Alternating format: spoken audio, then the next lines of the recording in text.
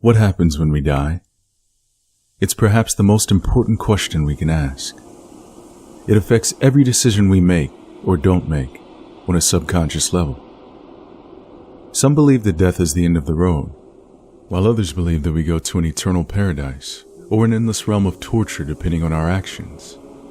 No one can know for sure though, as when you cross over to the other side, there's no coming back. Or is there? Throughout history, there have been many cases of people who claim to remember their former lives. To make things even more strange, these people often even remember dying. So what's really going on here? Are these people genuinely remembering lives they've lived previously? Or is there a more rational explanation? In the end, you'll have to decide for yourself. Here are some past life stories that will make you question reality as you know it. I don't believe in the paranormal. I'm a pretty reasonable guy. I have degrees in science and healthcare, and I'm pretty grounded. But since I was a child, I've had a memory of me stumbling out the back door of a club. I couldn't hold myself up. I was either really drunk or on drugs, and I slipped down a staircase, hit my head in the alley, and died. I was about 19. I was thin, had long blonde hair, and was wearing a brownish-red leather jacket. I remember the neon signs, the staircase, the door I walked out of, even the interior. I can paint the picture perfectly if I had any talent in art. Anyways, so 2 years ago I took a leisure trip to Budapest, and while exploring the ruined pubs with my wife, I found the alley. It was funny because I had remarked to my wife earlier when we arrived that I felt something about Budapest that felt like home and familiar, and I felt oddly too comfortable there, like I could have never left. I think about this quite often.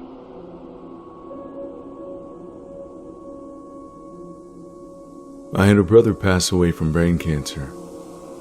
At the time, we had a cat who was a calico, and she just sort of knew he was battling something. She was really mean to most people, but with him she was gentle. He'd grab her paws, and she'd just let it happen. About 3 years after he passed, my parents had another child, a boy. He was about 3 when he told my parents about the white, brown, and black cat that used to let him grab her paws. She had died about a year before he was born.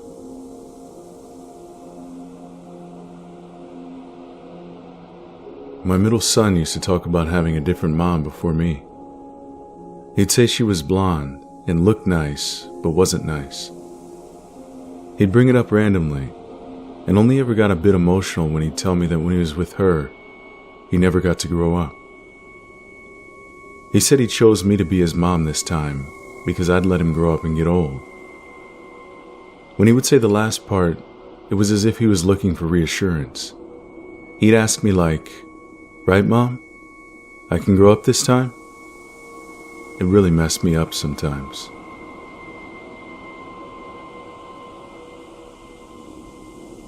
My daughter, when she was 3, used to talk about her imaginary friend all the time.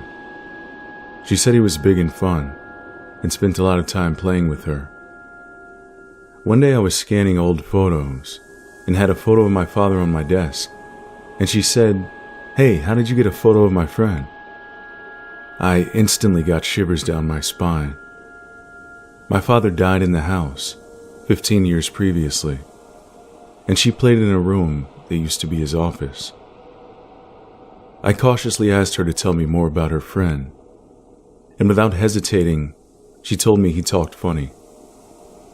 The chills stopped me dead in my tracks, because my dad was an Aussie who never lost his accent.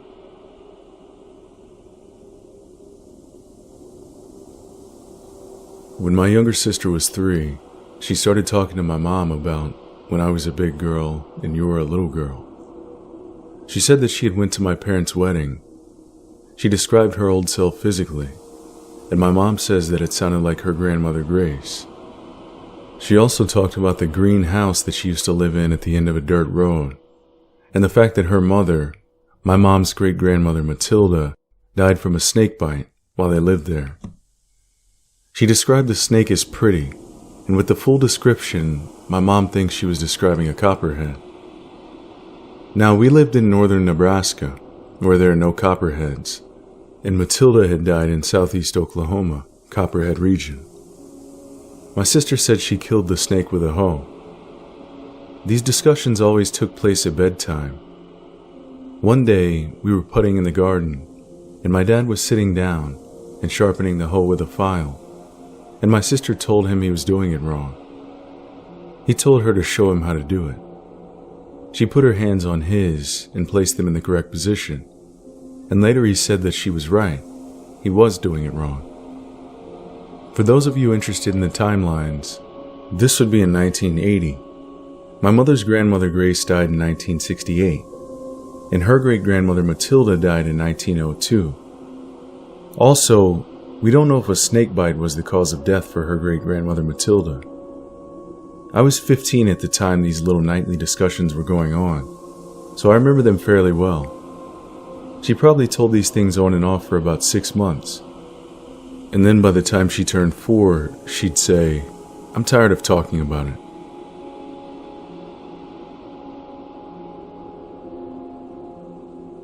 I have a very short memory of a dream, although I can't remember actually having the dream, just the dream itself. It starts with a woman whom my dream self identifies as my mother screaming for my safety. I turn around from whatever I was doing on a dirt road in a busy city to see the terror on her face. Then something crashes into me. I immediately get upset about the extremely consequential accident. I had plans and strategies for this life, and now I had to start over. Based off the angle of my vision in this little scene, I can guess my height and say the dream figure was probably around 6 or 7. Also, the fact that it was a dirt road in a busy city makes me think it was India or something. Although I can't say for sure what the skin tone of my mother was. It might have helped. Also, this sounds like a fatal car crash, but the road was a dirt road, which seems really weird. I also have a memory of looking out of a window at a small walled-in courtyard, feeling some pride about it, and the dozens, or maybe up to 100 people who used it, many of whom were my offspring, and smiling a goodbye blessing. I remember as a very small child spending a long time trying to remember why I had chosen to be born this time as a girl, since everything that I was learning about the world seemed to tell me that it was categorically better to be a boy instead. Oddly, I have no idea what gender I was in the 2 memories of death.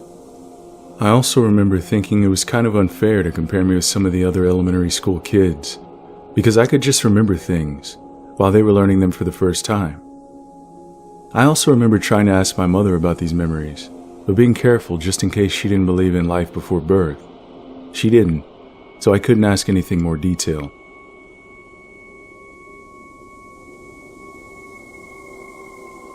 When William Barnes was 4 years old, he drew a ship with 4 smokestacks.